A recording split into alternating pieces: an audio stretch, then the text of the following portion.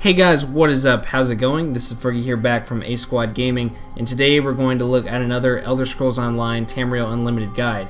And this is going to be a beginner's guide for those of you who have just jumped right into the game. Maybe you've just purchased it and you don't really know how to go about things yet.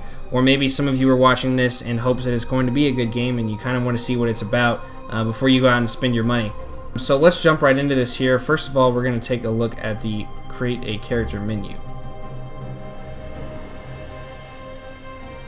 Now when we jump in here, as you can see, there are 3 different factions, 2 different genders to each race obviously, and 10 races. Now each faction, the Ebonheart Pact, Aldilary Dominion, and Daggerfall Covenant, have 3 respective races, only those 3 of which you can play inside those respected factions. There's also the Imperial, if you have a special edition of the game, which you can play in any faction. Next we have 4 different classes, which really can be played by any race. There's no specifications as to who can do what. The only thing I would keep in mind is each race has specific racial passives which are going to affect how they play within the world. It's nothing too extreme, so you can really build the character how you want, but it's just something to think about when creating your character. Next up, we get to change the aesthetic side of things, and you can really change everything from the height of your character to how buff he is to how fat he or she is. You can change their skin color, you can give them scars, burns. Really, it's a very customizable menu. It's one of the best I've seen. It's better than Skyrim even, which is hard to beat. So I would really mess around in here and make this character look really however you want. As you can see here, we can move on to the head shape. You can choose any different kind of face if you're looking for heroic or angular or soft. You can change the voice they have, which really is only put out when you're taking damage, I believe. Maybe when you do a heavy move, it doesn't sound that different, but it's just kind of a cool feature they've added. You can really change anything. I mean, depending on the race you pick, things will be different. Obviously here, I am a lizard man. You can be people that look like humans. That's kind of boring in my opinion. Or you can be Khajiit, which are cats. Things like that. So as you can see, I'm going about making this character here. I guess I'm kind of going for the satanic look. But next we're going to jump right into the tutorial. Now, you'll enter the game and you might not know exactly what's going on, but quickly you will level up and you'll receive a skill point and an attribute point. Both of these are going to go into two different trees. The attribute point is used in either stamina, magicka, or health to raise that by a small amount at first, and the skill point is used in any one of your skill trees under your character menu, and this is going to affect what moves you have, what passives you have, and how literally you're going to play the game, period. This changes everything.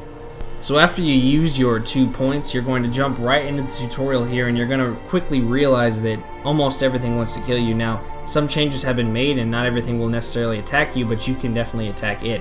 And you're going to want to get battle hardened and figure out how to use the weapons you're using, how to use the skill you've probably just earned with your skill point, and really how to control everything that's going on in the game. The tutorial is a good taste of things, but it's pretty directive as to where when you'll jump out in the open world, you're going to really get to do your own thing. And you can defeat the smallest enemies, or you can even move on to large world bosses such as this one.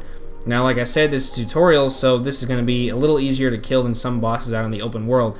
But this is an MMO, and those bosses are going to be nearly impossible to defeat on your own. So I would suggest either playing with some friends if you have that option, or using the group finder tool to find more people to play with to help you bring down these beasts, because as I can say, they are not going to go down easy if you're by yourself. Another thing that's very important are Skyshards, and Skyshards are these, I don't even know how to explain them. They're these mystical objects hidden throughout the world, and when you pick up 3 of them, you're going to earn a skill point, which can be used for more abilities, as you saw earlier. Now, after getting out of the tutorial, you're going to jump into a huge world. Now, you're going to spawn in a fairly large town, and there's going to be a lot of different things in the town, different crafting stations, a bank, an inn, stables, things like that, 2 different kinds of guilds, and this is really going to be the things that are in almost every single major town. And if you zoom out, you'll notice that this small town is part of a gigantic area, and if you think that's big, you can zoom out and you can look at the whole of Tamriel. If you feel like crafting some gear or improving the way you're playing, you can head to the nearest crafting station. You can destroy the items you don't need so far or create new ones. I'll get more into this with the crafting guide that's going to be coming out very soon. If you really need to store gear or put some of your money in the bank, which you can't lose if you die, but if you want to keep it up and allow some of your other characters to pull out of it, you can head off to the nearest bank. As I said, one cool thing about this is that any alt you have or all of your characters can pull out of the same bank. So you can put things in your bank for your lower level characters, as I've done here, or vice versa. And this is pretty helpful later on in the game and for crafting supplies and things like that for some of your characters that might not be quite as wealthy as maybe your main or another character like that. Now you can jump into this open world here and you can explore 2 different kinds of guilds. You can explore all the areas around this town, or you can head off to another kind of tutorial starting area. I would suggest trying to stay in your level range, but trying to pick up every quest you can. The quests are these black arrows with these blue outlines, and there are thousands of them.